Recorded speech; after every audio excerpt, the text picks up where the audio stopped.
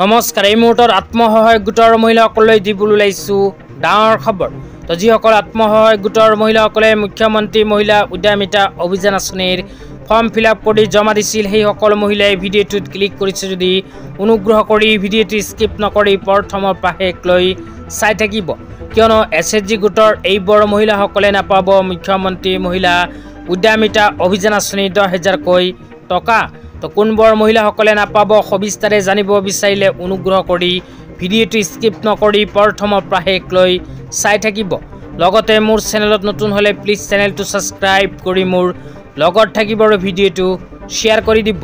তো বলক ভিডিঅ'টো আৰম্ভ কৰি এই বিষয়ত আমি বিস্তাৰিত জানি লওঁ। তো এইবোৰ এলিজিবিলিটি ক্ৰাইটেৰিয়াৰ ভিতৰত যিসকল এছএইচজি গোটৰ মহিলাসকলে অন্তৰ্ভুক্ত নহয় সেইসকল এছএইচজি গোটৰ মহিলাসকলৰ নাম 10,000কৈ টকা পোৱাৰ লিষ্টৰ পৰা কৰ্তন হ'ব। তো কোনবোৰ মহিলাসকলৰ নাম কৰ্তন হ'ব সেই আপোনালোকক বিতংভাৱে জনাই দিছোঁ, অনুগ্ৰহ কৰি ভিডিঅ'টো শ্বেয়াৰ কৰি দিব। তো আপোনালোকে মোবাইল স্ক্ৰীনত চাব পাৰিছে অসম চৰকাৰে আগতীয়াকৈ এনেকৈ এখন আপডেট মুখ্যমন্ত্ৰী মহিলা উদ্যমিতা অভিযান আঁচনিলৈ প্ৰদান কৰিছে। ইয়াতে কি লিখা আছে সবিস্তাৰে এতিয়া আপোনালোকক জনাই দিম, অনুগ্ৰহ কৰি ভিডিঅ'টো স্কিপ নকৰি চাই থাকিব। তো ইয়াতে 1 নম্বৰত কৈছে যিসকল এছএইচজি গোটৰ মহিলাসকলে সাধাৰণ আৰু অবিচি কাষ্টত অন্তৰ্ভুক্ত সেইসকল মহিলাৰ যদি 3টাতকৈ অধিক সন্তান আছে তেন্তে 10,000কৈ টকা নাপাব। তাৰপিছত 2 নম্বৰত কৈছে ST SC মৰাণ মটক চাহ জনজাতিৰ অন্তৰ্গত মহিলাসকলৰ যদি 4টাতকৈ অধিক সন্তান থাকে তেন্তে সেইসকল মহিলাই 10,000কৈ টকা নাপাব।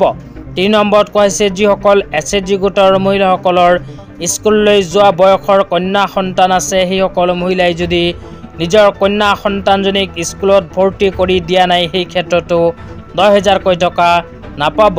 4 নম্বৰত কৈছে যিসকল এছএইচজি গোটৰ মহিলাসকলে অমৃত বৃক্ষ আন্দোলন আঁচনিৰ গছ পুলি ৰোপণ কৰা নাই সেইসকল এছএইচজি গোটৰ মহিলাও মুখ্যমন্ত্ৰী মহিলা উদ্যমিতা অভিযান আঁচনিৰ 10,000কৈ টকা নাপাব।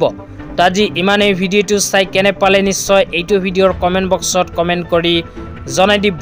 লগতে মোৰ চেনেলত নতুন হ'লে প্লিজ চেনেলটো ছাবস্ক্ৰাইব কৰি মোৰ লগত থাকিব এনেকুৱা নতুন নতুন ভিডিঅ' চাবলৈ।